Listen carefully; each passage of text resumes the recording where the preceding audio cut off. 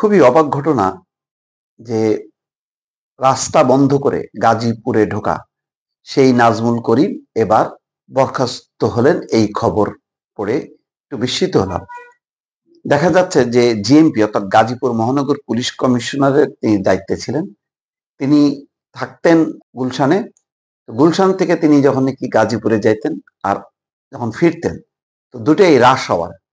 সকালে যেতেন তখন রাশ আওয়ার, আর ফিরতেন যখন সন্ধ্যার সময় রাশ আওয়ার। তো রাস্তা তখন বন্ধ করে এক ধরনের মন্ত্রীরা যে ধরনের প্রোটোকল পান সেইভাবে তার গাড়ি পার করা হতো। এটা নিয়ে গণমাধ্যমে আসার পর বেশ হইচই হয়। পরে তাকে সাময়িকভাবে সম্ভবত তাকে বরখাস্ত করা হয় এই ঘটনার জন্য, বা দায়িত্ব থেকে প্রত্যাহার করা হয়। কিন্তু এইবার দেখা যাচ্ছে যে মানে তাকে রীতিমতো বরখাস্ত করা হয়েছে, সাময়িক বরখাস্ত করা হয়েছে। এবং ওই 2 মাস 10 দিন পর ওই যে ঘটনা রাস্তা বন্ধ করে আসা যাওয়া করতেন সেই নাজমুল করিম খান, তাকে এবার বরখাস্ত করাইছে। কেন বরখাস্ত করাইছে জানেন? ওই সেই এনায়েত করিমকে তিনি প্রোটোকল, সেই সিআইএর এজেন্ট হিসেবে পরিচয় দিতেন এবং বাংলাদেশের বেশ কিছু রাজনীতিকদের সঙ্গে, প্রভাবশালীদের সঙ্গে ওঠা বসা করতেন। বিভিন্ন জনের সঙ্গে, তারেক রহমানের সঙ্গে সাক্ষাৎ করায় দেয়া থেকে শুরু করে আরো আমেরিকার উচ্চপদস্থ কর্মকর্তাদের সাথে সাক্ষাৎ করানোর নাম করে বিভিন্ন সময় ব্যবসায়ী, রাজনীতিক তাদেরকে কখনো লন্ডনে ডেকে নেওয়া, কখনো ব্যাংককে মিটিং করা, কখনো কাঠমান্ডুতে মিটিং করা।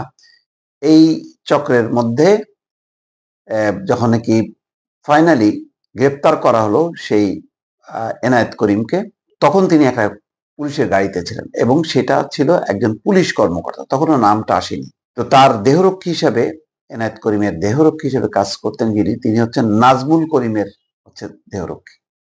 তো তখন ওই দেহরক্ষীকে, পুলিশ সদস্যকে বরখাস্ত করা হয়।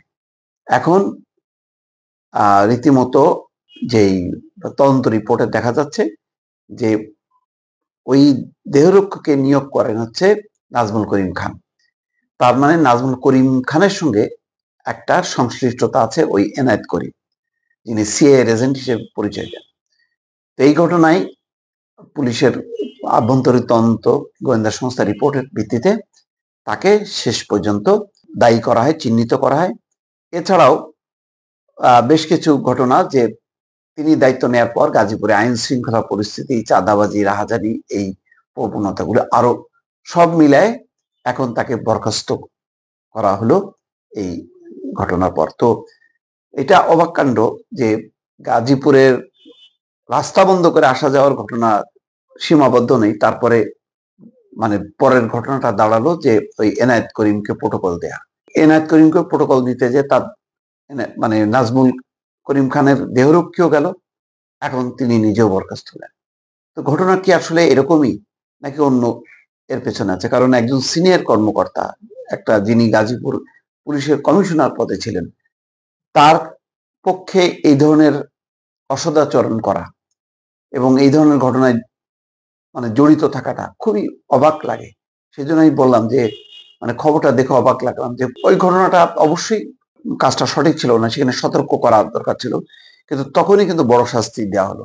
আবার এখন তো যে ঘটনাটা সামনে আনা হচ্ছে যে তার সময় গাজীপুরে আইন শৃঙ্খলা পরিস্থিতির অবনতি হয়েছে এবং বরখাস্ত থাকা অবস্থায় তিনি আবার এনায়েত করিমকে প্রোটোকল দিচ্ছে তার গাড়ি এবং দেহরক্ষী নিয়ে। এইটা অস্বাভাবিক লাগে, একজন সিনিয়র পুলিশ কর্মকর্তা এইভাবে ঘটনার সাথে যুক্ত থাকবে, এটা ভাবাই যায় না দর্শক।